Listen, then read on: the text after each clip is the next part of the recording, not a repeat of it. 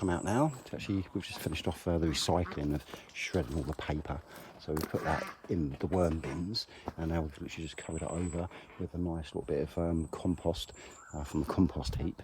But this is how I get rid of all my paper waste, so it's quite surprising how much you actually create on a weekly basis. But this is where it goes. I shred it all up. In fact, I soak it in water, then I shred it all up, and I chuck it into the bins, and then I just give it like a nice little covering with either compost or the bedding materials from the ducks and the chickens.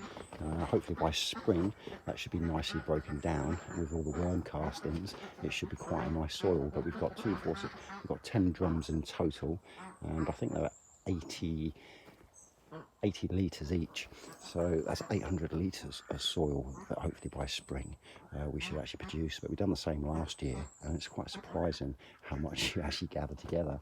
But it's one of those processes which will just keep going on year after year. So the idea was to actually try and breed the worms up and try and sell worms by post, so to fishermen or people you actually want to do their own composting. And even if you've got clay soil, they say if you add worms to it, it does make little channels and it breaks down the soil, so you should get better drainage from it all. So I've got so many uses.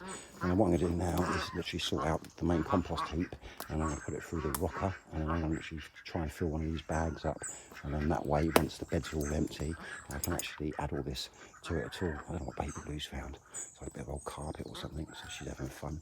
But it is a grey and overcast day still, but at least we are covered by all the trees, so we shouldn't get too wet. But time to get cracking.